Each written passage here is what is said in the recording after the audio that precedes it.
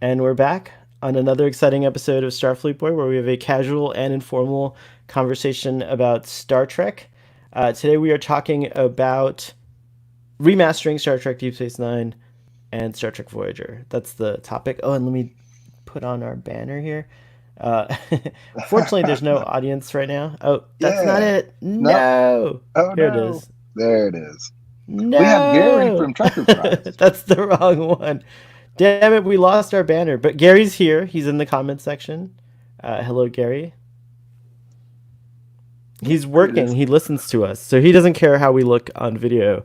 I That's was telling perfectly Dan. fine. I was telling Dan that I suffer from allergies, and it, much like the Jem'Hadar actors who had to wear the wear the facial makeup in the hot sun. That's what Not for allergies me. do sometimes. It is. They I, flare up. They cause trouble. It is. It's something that I suffer from too. I recently. You can see it pretty good there. That oh was some yeah, sort of an insect bite, and it took over like my entire arm. You can still see part of the rash, but this was all yowzers. super inflamed. And so I got a steroid shot, and then I went. We have insect bite, we have steroid shot, and then I had a visit to the dentist, and I got X-rayed. So I figure that I should have superpowers by now. It seems like a rather prime. If comic books have taught me anything, it's that I should be leaping off tall buildings and swinging from webs at this point. But I don't feel like it's happening. I don't know. My allergist basically said that you're allergic to tropical trees, and that's everywhere. So I just have to suffer. You're Yay, there. You're stuck. I know. Oh, hey, there we go. PJ. We're Where? now a trio. You guys need to be higher, or I guess I can go lower. Hold on. There we go. There we go. Even up Now the we all look the same. head. Oh my gosh. Perfect. Yay, Oh, right father. on. This is like the Brady Bunch. I love it. It's really Terracor. great. The Yes. Starfleet Bunch. These live streams are very interesting. People can just pop in at any time. Sorry I went live early, guys, but I thought since it's Dan's first time, Commodore Decker, his first time. Now I see your name. Yeah. Gotta own the That, heritage, man. give him a head start here. We already have Braxton in the audience and Gary, guys. So Welcome. Hello. so I thought I created a banner for our discussion. So will one of you, I think PJ, will you kick off the discussion since it was your idea? Oh, okay. I wasn't prepared though. No. No, you don't have to. I know you can do it. And welcome back, Fathery. Howdy, how's it going? Very How's it good. going, Father? All right, I'm gonna create the banners, PJ. You go.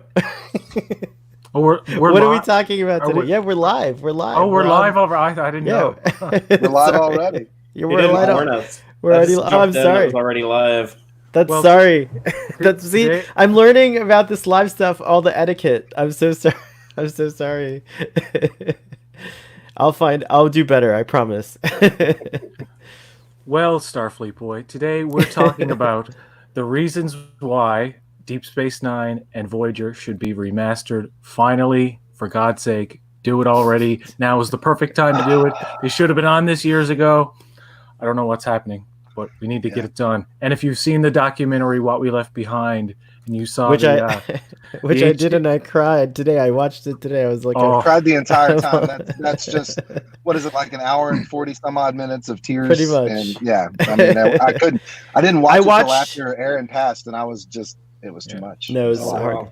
I watched the whole extra feature that's the discussion about remastering, which they don't talk much about remastering in it, but it's Yeah. like a really Yeah. interesting discussion. But yeah, it's tragic because I feel like DS9 and Voyager are such good shows, and they're treated as the redheaded stepchildren. Sorry to In the a lot of redheads ways. in the audience of Star Trek. When you say Tom remaster, Parrott's not here yet, so we should probably clarify that we're talking about doing a high definition conversion is what we Yes. mean. Yeah, taking the negatives, cleaning them up, digitizing them, and especially with Voyager, not and DS9 because there's a lot of CG in that show. But the they whole process is they- outlined in the DS9 doc. Extra features, actually. Yeah, and they have to go through a painstaking process of redoing all of these special effects. So essentially, remastering DS9 and Voyager is like doing a whole post production on an entire, all over again. like for the Yeah, whole like thing. 180 It's worth it. episodes. It's worth it. Here's is, the thing it about is. Totally worth it. about it being worth it is that if the next generation remaster taught CBS anything, it's that it is not worth it, because as much as I want that also, they actually lost money on that. No one bought those Oh, Blu-rays. the next generation. Oh no. And like that TNG treatment that they gave the next generation, they probably will never give Deep Space Nine and Voyager, because it is a long, time-consuming, expensive process. They did it to Next Generation, and TNG. A lot of TNG merchandise performs better than Voyager or DS9. And even with that being kind of a more popular show, a show that's generally more profitable, they still did not get anyone to buy these Blu-rays, and that was like a decade ago. Now the Blu-ray medium is a shrinking, one might even say a dying industry. Yeah. And one thing that I heard from Michael Okuda, who is famous for working, in the art department throughout the entire Berman era of Star Trek, and he worked on the TOS remaster that they did, and then the next generation. There's some stuff in there that they had to go touch up some effects here and there. And I saw him at Star Trek Las Vegas during a panel where someone asked something about doing a DS9 remaster, and he said that there actually is interest at CBS in doing it. It's just that it is so expensive. So I think Right. if they ever do anything like this, they would have to be a cheaper approach than the full next generation treatment. Well, Could and that even with get- Next Generation, they had film elements for the effect shots. They still had the compositing. They could take advantage of the way that TNG was post produced, because it was done filmmaking style, not television, not on video. It was mastered to video, but they used film elements for the effects. They used film elements for the shots on set. So even then, it was technically easier to take on that work, and it was still hard. With Deep Space Nine, we have very few actual film elements, and the ones we do seem to have the rastered special effects already put in. Do you guys know that group of digital artists like Tadeo or Osorio, I think it is, who do like the realistic recreations of all the bridges and like the kind of like TNG era. Oh, Sean's here. I forgot to put him back. Sorry, Sean. I was punishing you. Sorry. Well, Father, you said they need to find a cheaper way, right? Yeah, they're gonna have to. I believe there is absolutely no way remastering and redoing all the digital effects on DS9 and Voyager is going to be less than TNG. TNG had much more practical elements than DS9, and so I mean, like they'd have to redo every scene with Odo, changing all the big battles, which they did do. You saw some of that in the documentary, but.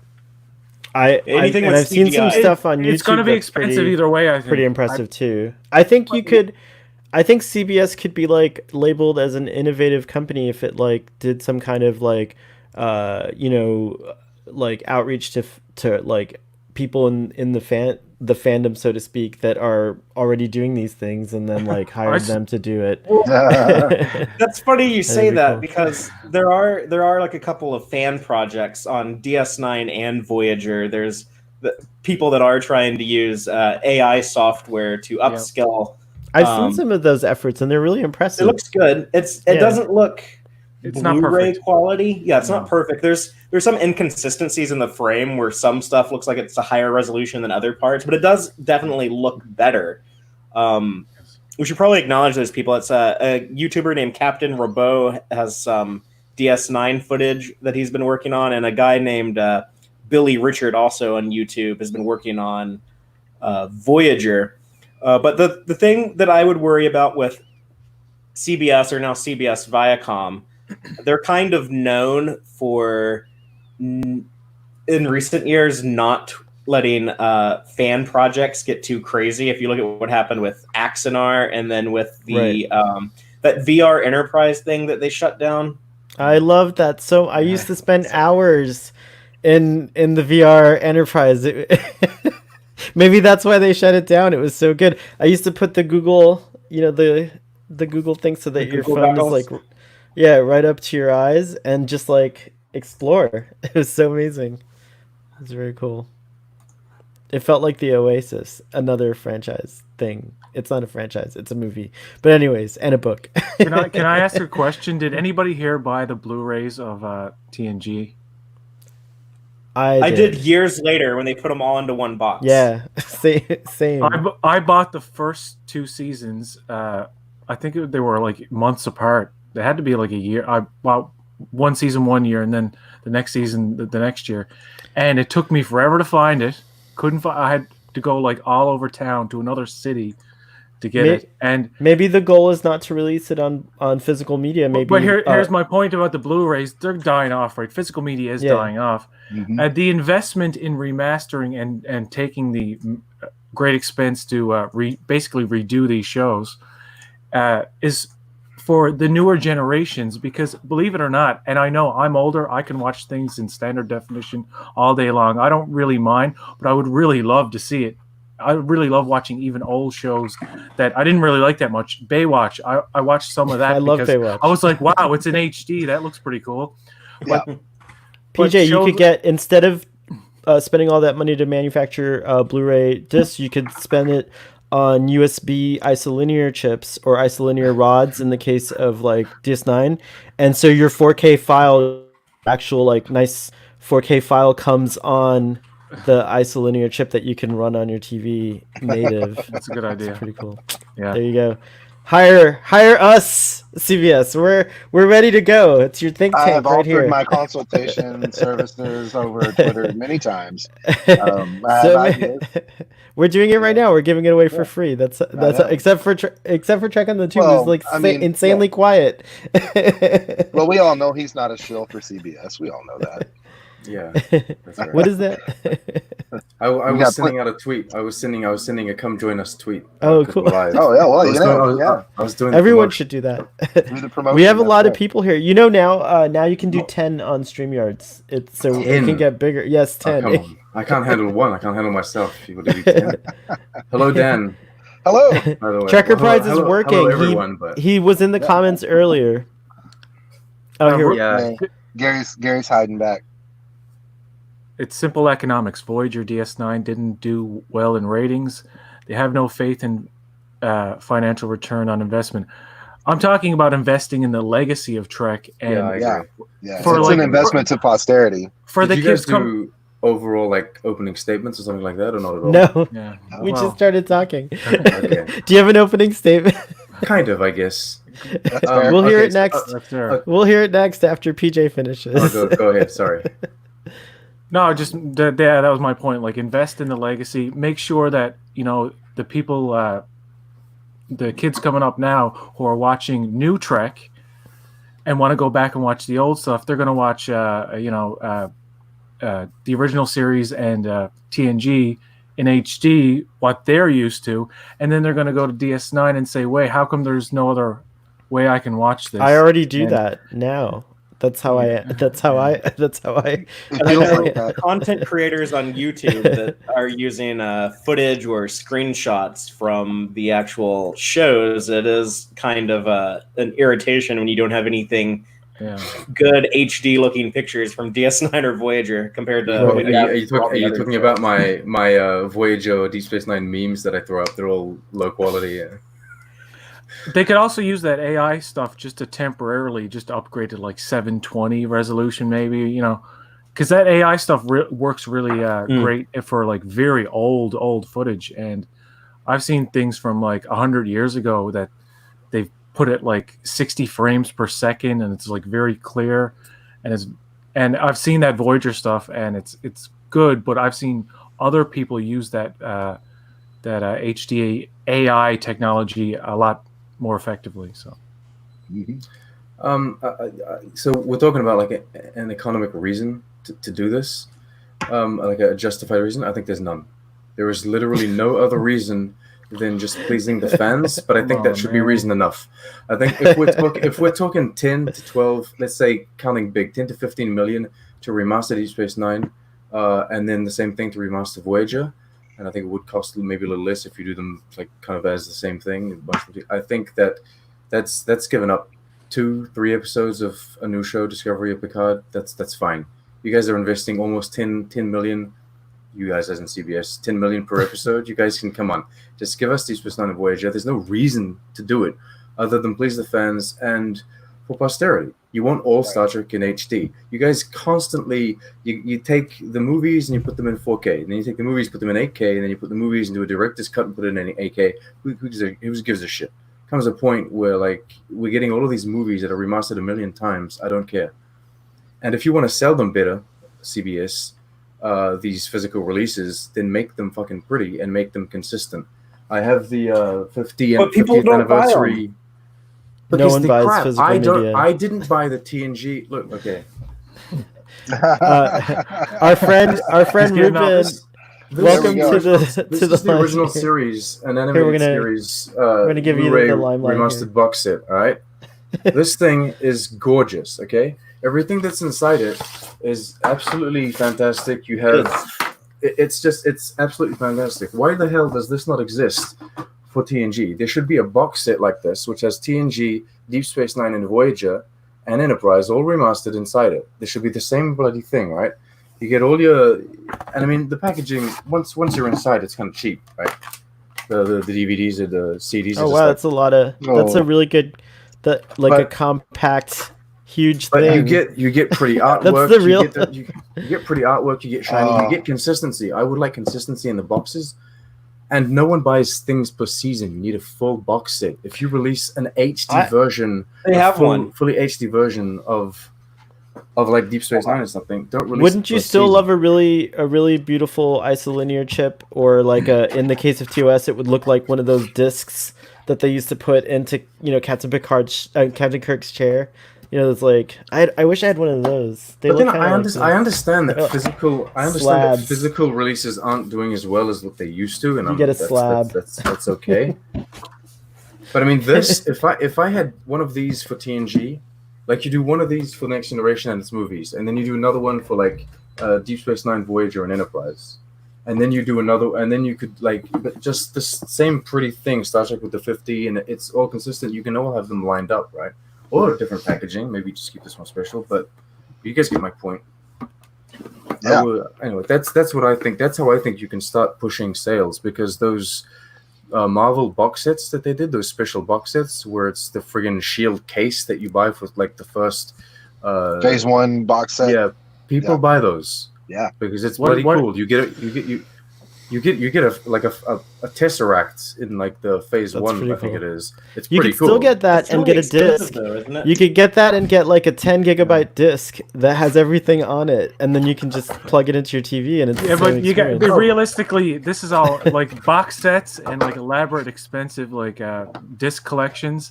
It's very niche now. Like very few people. Like many, like I used to have DVDs, like a wall, like box sets and of all kinds of things that I've sold over the years because I've been poor and stuff.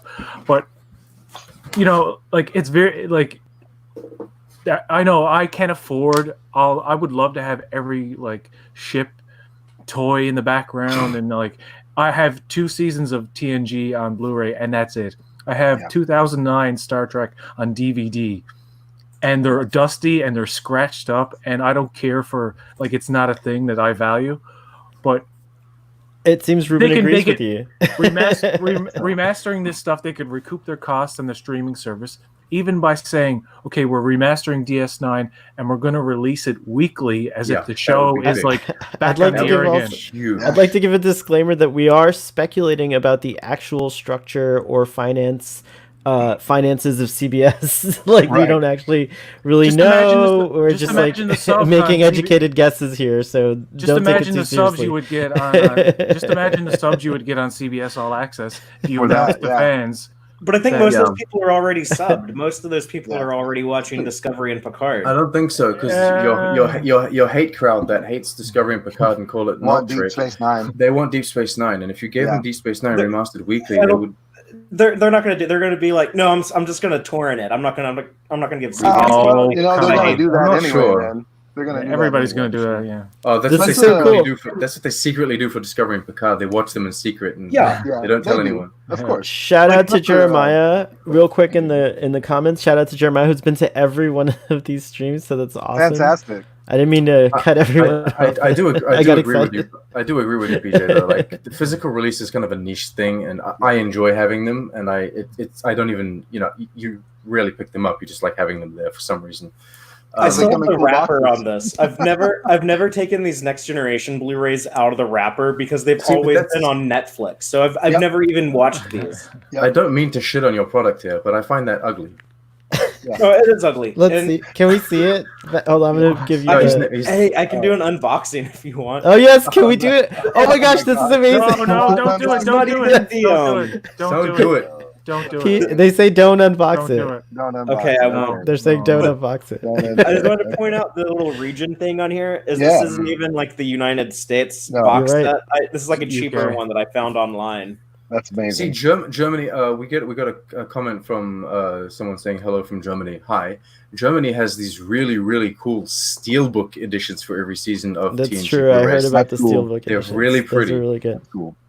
So But, to Sean, the I think- technical point, if I could, to the technical point, like that's the least interesting part of the conversation for me is whether or not it's viable or whether or not it can be done. Because the point of it is, and for background, I was hired to develop a digital archive system for a PBS station so that we could archive 50 years worth of deteriorating videotape. So when it comes to archiving and preserving for posterity things that are important, I'm not speaking out of ignorance. I know this is a tough project. I know there's a lot involved, but I also know that computer technology has advanced so far since they even did what they did for What We Left Behind, what they did when they did the TOS and when they did the TNG remasters. We have a lot better resources available now, and there are a lot of people sitting at home looking for something to do.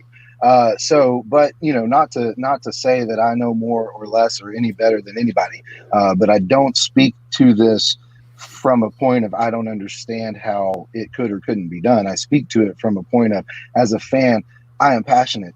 As a young person, no more. I'm 45. I want to see this before I die. We should I'm in see that this same before we camp. see I'm kind of first in that contact, camp. Help the elderly guys. right?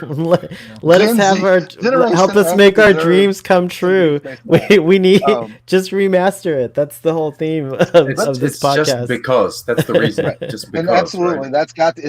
that's the only reason to do it. The money will recoup over time eventually. There's no way that it wouldn't.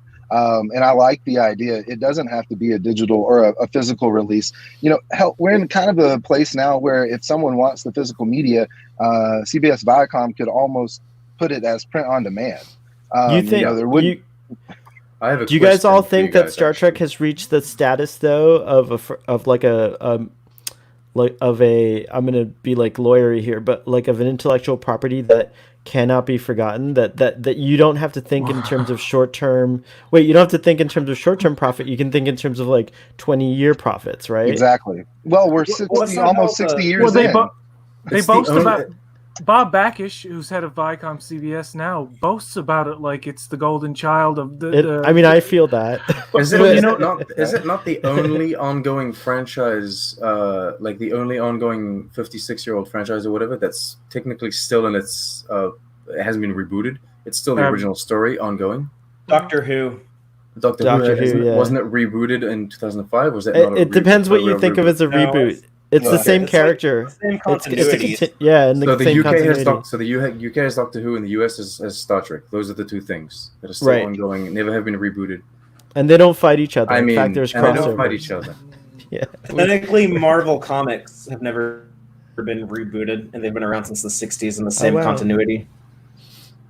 I was talking. That's very true. Well, then I could go back and talk about like French or Belgium comic books, but I was talking like movies and TV series. But yeah, Star Trek and Doctor Who are the only two I can, or maybe like The Young and the Restless or some soap operas that have been on the air for a long time. But So there's a legacy there. I don't think it can ever be forgotten.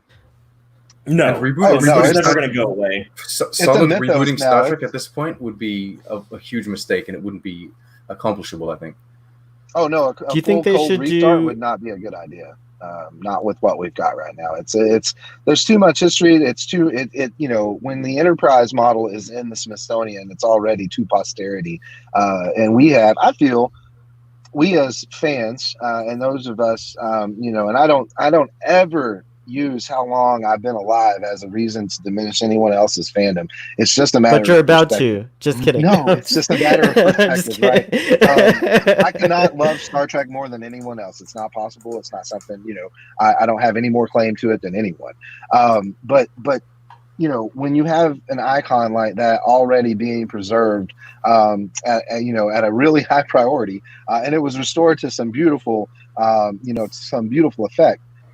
Who's this show, who here this has, franchise? have you gone to see it? I think I have, whenever but I've seen a documentary. You about have, it. Yeah, cool. it's pretty daggum great, isn't it? Like I'm I'm pretty sure Chris Collins, who's an audience member, shout out to Chris Collins, he's also been on Starfleet Boy, has been to it and has great photos of it too. And I think Father, maybe I've seen your photos too when you were there. Actually, now that I remember. I was there with my sister actually, and I made her take a bunch of pictures of me standing next to it. And, of course you did. And she has no interest in Star Trek or what. She's like, "Oh, is this like the spaceship from Star Wars?" Father, you have a surprise sister. Wrong. I didn't know about your sister. Surprise That's sister. Plot twist. There's a Michael Burnham. I have a question for you guys, and I know it's kind of strange because CBS is a big entity. It has a lot of money. Sometimes the hate crowd will talk about how the market's going down. It's like, yes, but they got money. Would you guys be down for a crowdfunding for this thing? If CBS literally launched a fucking crowdfunding for the I've been remaster saying of that Deep for Space Nine years. Voyager, and then the people that put in their $30 or their $50 or whatever, they automatically get a release. Or anyone who just participates in the crowdfund get an activation code that they can go on a website and they can see them. I've been asking them to double my subscription for 2 years. They could know and they could know in advance There how many box sets to produce for the Trek on the Tubes of the world, because they would be in the higher tier of donations. Hey, donate 200, you get a full box set. First, I would find a way to justify a serious amount of money towards a Kickstarter for this. I would probably be willing to get myself in trouble with Mrs. Commodore Decker. I think there's a lot of Admiral legal Decker reasons is what she why. is. I think there's a lot of weird legal reasons why corporations can't crowdfund. Right. Yeah, But- I've heard something like that. It's like a big corporate product. So it is that is a pie in the sky dream. Star Trek is known for its firsts. It's it's true. But the fact is, the fans shouldn't have to pay for it, and that's a fact. No, I agree. True, absolutely. No, you're right. We should have return the investment through our purchasing of products and whatnot, and the streaming service, but not directly funding what they should be doing already. They don't owe us a remaster. That's the thing. No. On the other True. side. But they owe it to themselves to, what Commodore Decker said earlier, preserve the film, transfer it to another medium before it deteriorates and it's gone. And you Future can't like, do it anymore. 100%. It does need to be preserved. You would future proof it for future streaming audiences, because that's how the people that aren't alive now but will be watching DS9 and Voyager at some point in the future, they're almost certainly going to be streaming it. So you would be preserving it in a if you were able to remaster it, in a higher quality for those audiences. But I do think that there is some hope in this happening eventually with the AI approach, when I think that software is only going to get better. It's going to be better next year than it is now. It's going to be better the year after that than it will be next year. And so our computers. Yeah, and it'll be more cost efficient. So I think when it gets to a point where that is deemed practical and profitable by these corporate overlords, we're not just going to see that with DS9 and Voyager, but we're going to see that with a plethora of Stargate, shows. maybe. Yeah, Stargate, Babylon 5, anything that has a big fan base.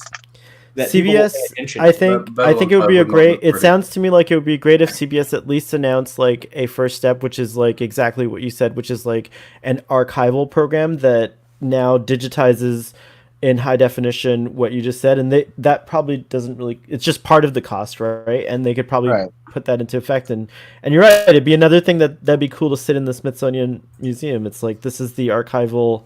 Maybe donate all the actual footage to the Smithsonian so that when you go visit, you can go and see it as a fan. Since it is a since I heard Dan and I agree with that. Like saying something how like Star Trek might be like a public trust in a way. Like it belongs to the world just as much as it belongs to CBS and whoever owns it. Well, and there's a correlation out there that I think this house we listen to all the myths, and when it comes to the original releases of the trilogy of that other franchise that's all about space fight pew pew. Harry Potter. Harry Potter. To hear that the original masters of those quote don't exist sounds, one, like a lie, and two, like a freaking tragedy that it was allowed to be the case if that's true. And we can't really consciously let that happen to Star Trek. You know what I'm saying? What was it that disappeared from? Sorry, I missed that. Mr. Lucas claims that the original masters of the original release of the original trilogy no longer exist, and so that's why we can't get. Along with the Christmas special, I'm sure of it.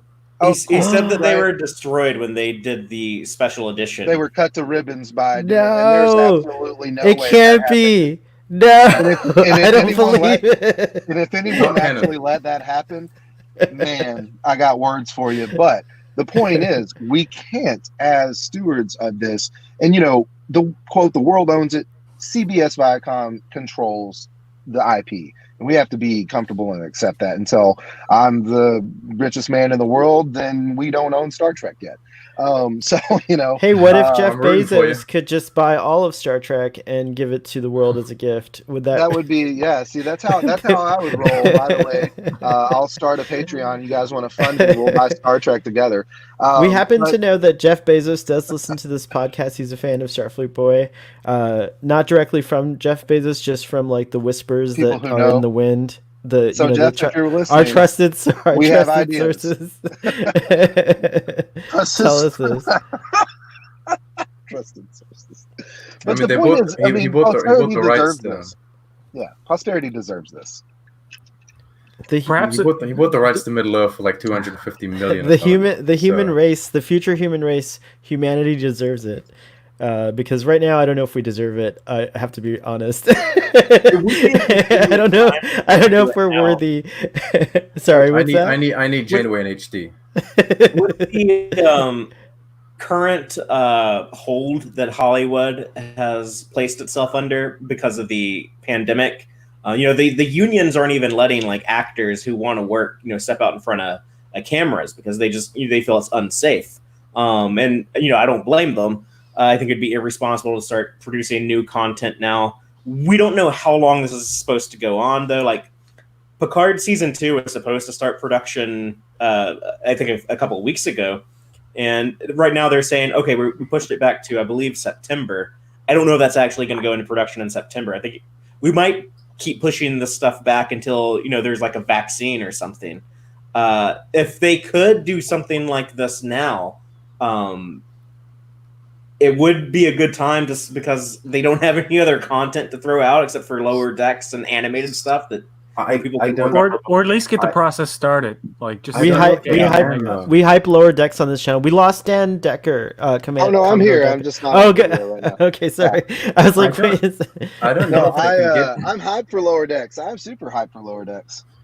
I don't know if I can get people together to start doing the visual. Okay, so just to give you guys context, The Walking Dead's most recent season has been released like in its entirety except the last episode, and we've been waiting on this last episode of the season for basically 3 months at this point because they haven't, like, everyone's on lockdown and they haven't been able to finish the visual effects, which baffles me because the visual effects on The Walking Dead, they're not that great. Right. and I'm like, you guys, it's taken you just 3 months to get this thing done or more. And I'm like, if it's taken that long to get one episode of The Walking Dead done during this pandemic, I don't know how the organization is. and maybe it wouldn't be possible to do like a remastering project Right. during Well, a and I pandemic. think too, it's about the people who are interested in the work, and to Gary's made a pretty good point there that if we rework a couple of Trekker Prize, he says, you rework a couple of episodes of Picard and Discovery, and bam, you've got some funds for redoing this project. I just feel like, if Star Trek has taught us anything over the 55 odd years that we've been, graced with its presence, it's and just for the record, I consider Star Trek's birthday in 1964 with the cage, but it is, it's had such an influence on the world at large that, and as Deep Space Nine has come into this second reckoning, and even Voyager to some degree.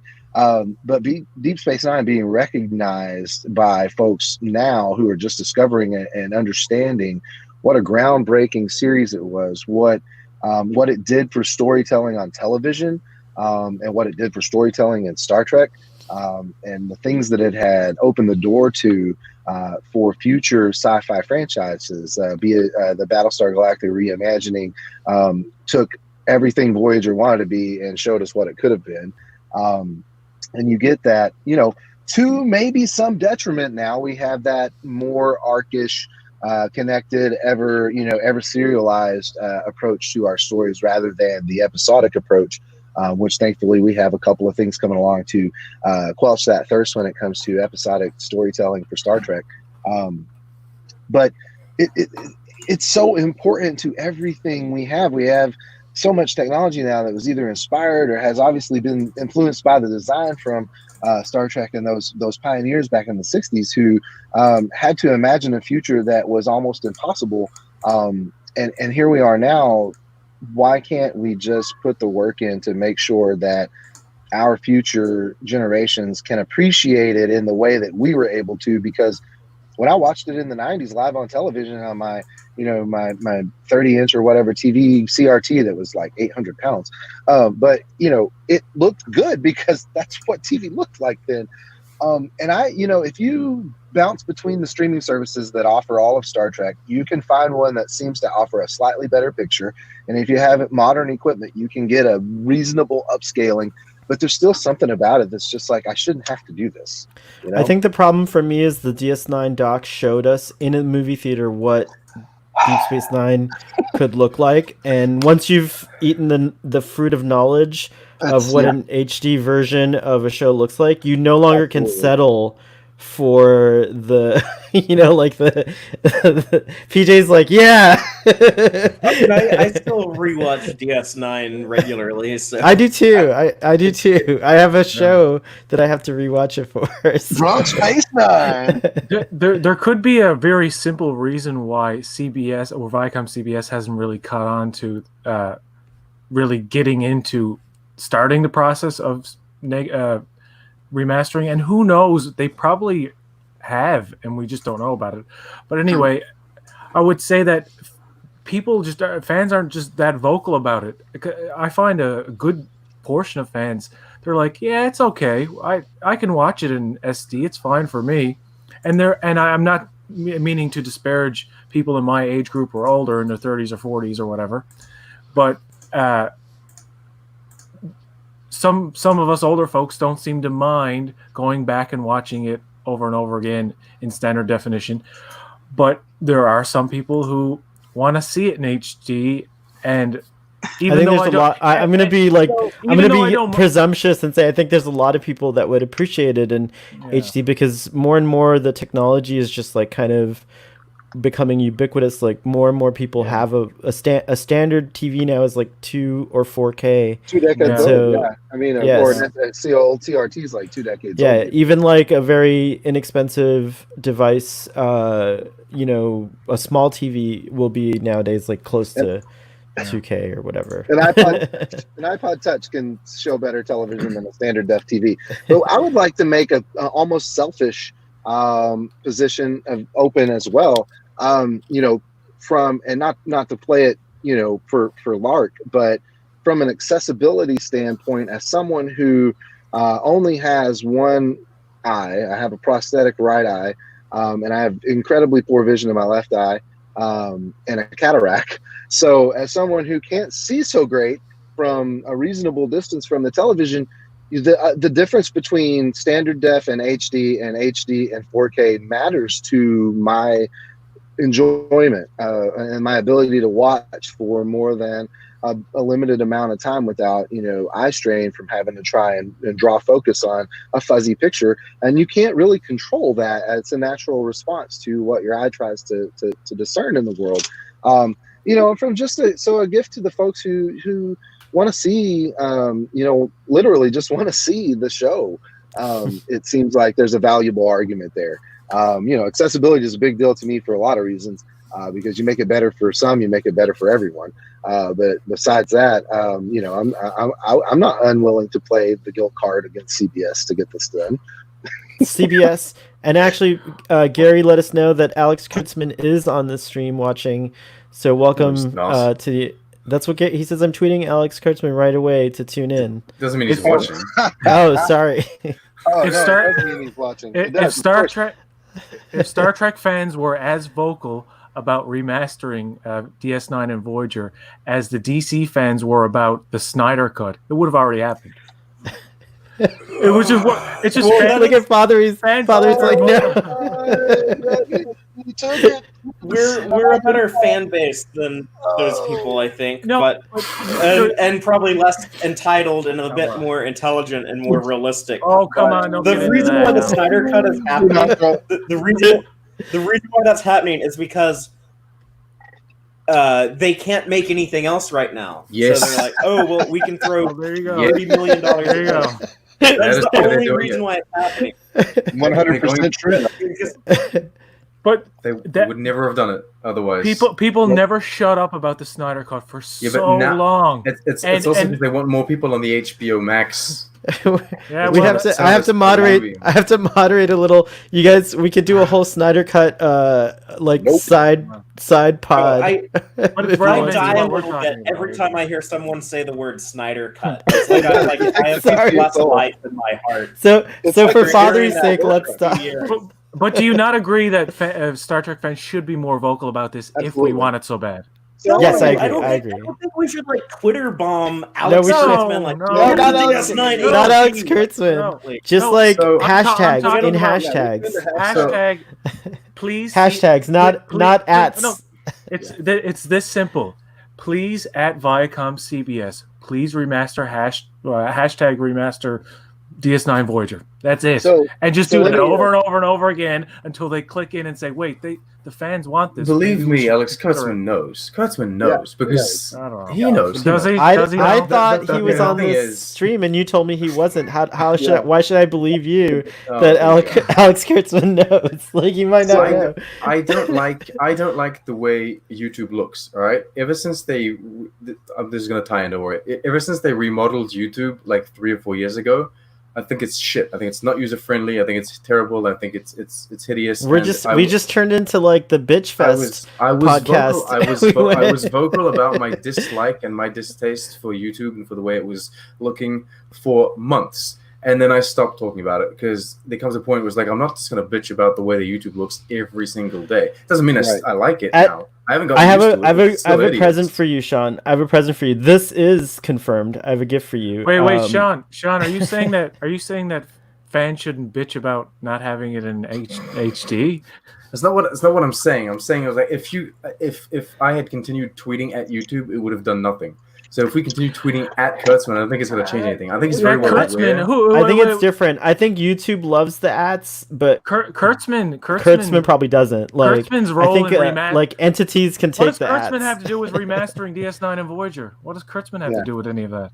Yeah, he has nothing to do with that. It's us. If PJ's right, it's in our hands. It's Viacom CBS, and Kurtzman would have nothing to do with Voyager and DS9. So you think him and Secret Hideout have nothing to do with the remaster for Voyager? I think that they didn't make the shows. They wouldn't, because it's Bob Backish who should be listening, not Kurtzman. So there's a huge problem in leadership for starters. We have no fixed leader for Star Trek. We have no one in charge. There's no one to call the bloody shots. There is. It's Bob Backish, and he touts Star Trek like it's the best thing in the world. But I don't think he. I don't think he quite. But then he pays some other production company to make it. Well, yeah, Kurtzman's in charge of the Yeah, that's what production companies do. Running new Like, Trek, they but produce content. I thought you wanted to be in the business, Sean. Come on. No, I'm just kidding. So No, to the point I'm of fan interest, though, crossed that there's not one person that like makes decisions and says we're going to make this movie, we're going to make this show, we're going to remaster this version out of these 16 versions of the movie is canon and all the others don't count. Like I'm fed up with the way that there's like just no clear leadership to this. Who's in charge of the movies then right now? Yeah. Does anybody know? Because I know Kurtzman's like TV guy. I think we can get these answers by writing letters to, there's really no to movie guy CBS they headquarters. And I think there they should- respond to handwritten letters the best. Like in the original, There should be a Kevin Feige. it's true. I agree. It's true. Say? I think that's like a great. I think that would be actually, and also by the way, just to kind of like side stand for something, the U.S. Postal Service could really use the support. So if we sent letters to CBS, That's hilarious. So, they would have at least evidence. Like that I said, when I was at Star Trek Las Vegas and saw Mike Okuda there, he said there is a lot of interest at CBS for doing this. So they're already interested. I think it's just going to be a matter of waiting until the cost efficiency is there, because they're not going to get the green light. You know, the board of directors isn't going to be happy if they do something that they know that they're going to lose money on. Like, people get fired for that. You can sue a CEO if they knowingly do something that's going to cost the company money. Like, they're legally bound to do things that are going to increase profit shares for the. Yeah, they need a Kevin board. Feige. So- Father speaks the truth. That's true, though. He does. We're just going to have to wait till it's cheaper, because they already want to do it, but they don't want to lose money like they did with Next Generation. And this would be something that would be harder to make money on. It'd be harder to turn this into a profit generating revenue stream. So we're just going to have to wait for it to be cheap. I don't agree with the fact that it's gonna. See, they need a Kevin Feige type to go in there and lay out a plan that will convince investors that it will get return on investment over time. And the idea of maybe saying, like, we put it on our streaming service per season, once every year per season, like first season this year, next season's next year, or we can do a thing where we literally do it like it's brand new and release it every week and try to convince them that way to invest in it. But like I said, yeah, there's no immediate like return. It's financially it doesn't seem viable. It's an investment that you have to like kind of wait for. Kind of R&D, just like it is putting work into any new show. But you know, to fan interest, I something happened just kind of recently, and it took me by not necessarily surprise, but it got my attention. You know, I had a tweet the other day that was you know, DS9 and HD. That's it. That's the tweet, and it took a little bit of attention. It became my most popular tweet at that point. But then the one after it was, you know, a lark of Galron being a reaction icon for Glory, right? And I didn't even tag it Star Trek or anything, and it's done better. And I'm just like, well, you know, if there's passive interest in, there's enough interest out there in Star Trek in general that, you know, a random GIF that isn't actually tagged gets a lot of traction. Then if we found a way to do a concerted effort, an actual, you know, genuine, kind, compelled, fan motivated, passionate, but you know, intentive, with positive intent, if we did all of this with that ideology, then we would probably get a at least an understandable response, where they might communicate back to us where we're at, what some of the options are, or, you know, what we can do better to help. But if we come at them rabid, that's a terrible word, but, you know, if we come at them with more visceral options, then, you know, we don't want to take the shout them down until they do it, quote, Snyder Cut approach. It does hurt to say that, because I don't want the DS9. Yeah, I don't want the DS9 HD approach, right? I don't want it. Trek is not about that. Commander Decker, you're being mean to Father. Don't talk about the Snyder Cut on. I'm not saying I'm not a fan. I'm teasing. Don't let me down. Don't let me down on that. I have I'm 100% behind that idea. I have to take the helm for a second and because we're almost at the hour mark, and we try to keep these live streams, near there. No, great points. I don't think this was an answerable. Although I think remaster for posterity is something we all agree on, so I feel like I wanted to throw that up there Solid yes for every one of them. as a final kind of statement on the subject. But what I did want to say also is that we haven't done two introductions that are very important because Fathery debuted quietly on another group discussion, and so I just want to say that I totally meant to say it on that group discussion. But welcome to Starfleet Boy, officially Fathery. Do you mind taking a quick second to just tell everyone how you came to Star Trek and why you love it? And then now Commander Decker knows he's up next. Sure. But I've appeared on Starfleet Boy I know, but I failed to put you on the spot. Wait, you appeared before? You can't even remember your own guests. I know, I don't. So bad. It's so terrible. When did you appear on before? Why do I forget? So terrible. This is why live shows are bad. I could edit this out if it were not live and not look like a fool. I think he was on Starfleet Boy before I was. No, I was on the. You were on. He was on Drunk Space 9 first. That was his first John, thing. you told me I should ask Sohel if I wanted to join. You told me I should ask Sohel. Yeah. Okay. I don't remember, but it was something. All right, so Father's already told this story, and I'm a fool. The podcast is Text Trek. People, go watch it. Go listen to it. You can follow me at TXTrek and check out text-trek.com and like me on our stuff on Facebook at facebook.com/text-trek. Yeah. We're gonna have a forgot Fathery's debut jar on Starfleet Boy from now on. So every time I forget Father's debut, I'm gonna Quarter put goes in the jar.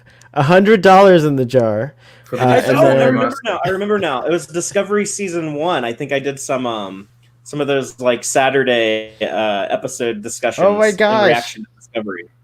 Oh my gosh, I'm gonna have to go Very back and nice. watch my Discovery. I don't watch Where's database one? Now I don't watch. I don't watch. Go back and watch my disco discussion. Or it might have been Yeah, season shit. 2. It might have been season 2, actually. I don't know. Season All 1 right. or season 2. If you had good metadata, you'd be able to search it. Just saying. Wow, this is the worst live stream I've ever done in my life because I'm so terrible. But anyways, And I was on Drunk Space 9 one time. that was where I always remember you because That's you were so hilarious. impressive. I was so very amazing on Drunk Space 9. That was a fun time. You guys should do I what was lit. It was. You it guys was, should do what me and interesting Sean do. conversation. What's that? Me and Sean make a collaboration. Every time I'm on another live stream, I put it in my playlist as a collaboration. So I think I have I that. can keep track of everybody I ever interacted with in a YouTube video.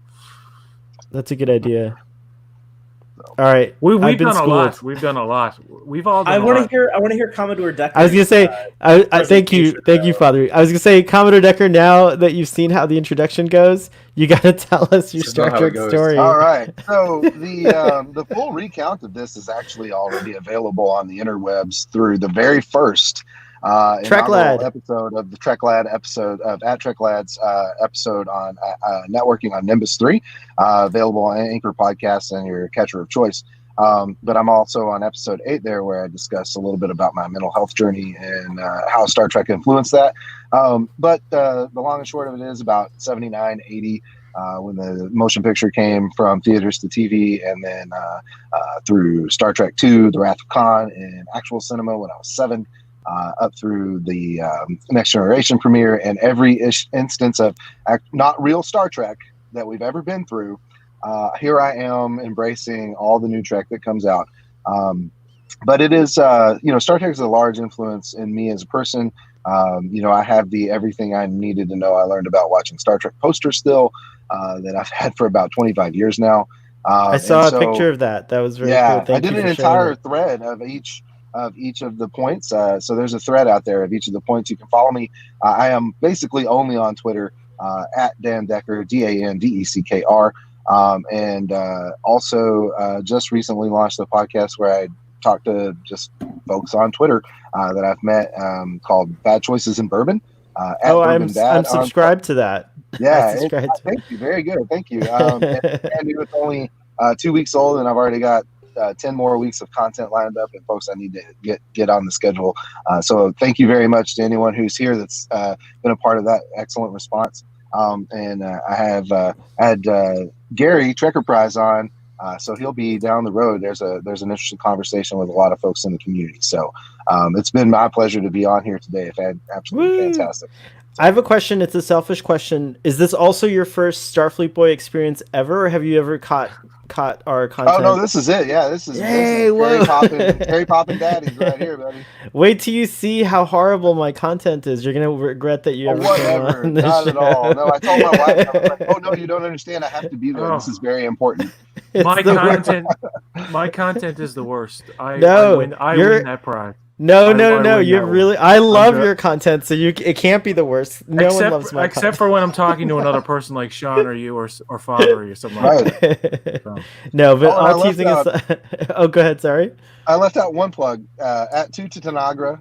I'm also subscribed to that. I'm also subscribed. So we are, as Michael always points out on the show, it was my insane idea to watch Star Trek from the literal chronological beginning with Enterprise. So we're up to, I think we just dropped the 3rd episode this week with Trek Cat, where we discuss Strange New World, where our crew goes tripping balls on a new planet, inhaling mushroom spores, and that poor guy gets transported with rocks in his face. So yeah, it's a lot of fun to do that show. If you are down for about 1,000 more episodes over the next 15 years, please subscribe. Nice, good. Yeah. Long term, just like CBS should think about remastering. Right, I am investing 15 years of my life into you, CBS. Little HD love is not a lot. There we go. Maybe by the time you get to Deep Space Nine in your chronological order, it'll be the remastered. Wouldn't that be great? Oh, that would be beautiful. You had years still yet, CBS, to make that happen. So excellent. Any final statements? And PJ and Sean, you got to give plugs for your channels as well. Absolutely, yeah. Any final statements? Anybody want to go first? You did. You just did. Yeah, okay. You go first. PJ. This is Jerry's final thoughts. Sometimes couples, anyway. I really enjoy this conversation. I want to thank Starfleet Boy for hosting it, and I found this conversation very passionate. This is probably the most passionate I've felt talking to you guys in a live stream. And I don't know if it got heated or debated or something, but I just felt a rush talking to you guys about this because I really haven't spoken to anybody about this really, and the fact that I get to talk to all you guys about it, and you all have such great insights and ideas, so I really appreciate all of you. So we're just gonna end on that. Sorry, remaster Sean, DS9 Voyager. You don't get to plug your channel. No, I'm just kidding. That was amazing, PJ. Now I'm emotional. Oh, me too, bro. Thank you. I'm a big softie, y'all. All right, Sean, take us out. number one. I can't follow that. Come on. Take us out, number one. I don't need to. I'm fine. You guys know who I am. I'm Trick on the Tube, but I'm enough times on Starfleet Boy that people kind of know who I am now. So, yeah. I think that all I can say is we are very passionate fans, and though there might not be an actual economic reason to make a remaster, we just want it. And we just want it. It's for our passionateness that we want it. Can I make one final statement? All right, you can have the real final statement. Here we go. Here's CBS, Viacom, and all interested parties. If you need to understand what Deep Space Nine means to me personally as a human being, Benjamin Sisko taught me everything that I needed to know about being a good father in the absence of a good father, to the point that my youngest child is named Benjamin. So if you need to know anything more about what this show and my passion for it means to me, I really can't explain it any other way. Thank you so much. Thank you, everyone, for joining us in the audience. I really appreciate it. There's still comments coming in, but all I have to say is this was a lot of fun. I really love doing these, so I'll keep doing them. We don't always have all the right answers. Sometimes we go on tangents that are a little bit, heated or whatever, passionate. I like that word a lot better, actually, because it does feel like that, because everybody's friends and friendly. But yeah, so we're all for remastering Deep Space Nine and Voyager, and I just want to say that, like, Cisco teaching you to be a good father, Janeway taught me how to understand women, and I love her for that. So Oh yeah, that too, bro. Come on, right? so there's really good stories. All right, everybody, signing out. Live long and prosper, and we will Peace see and you. long life. The wrong hand. And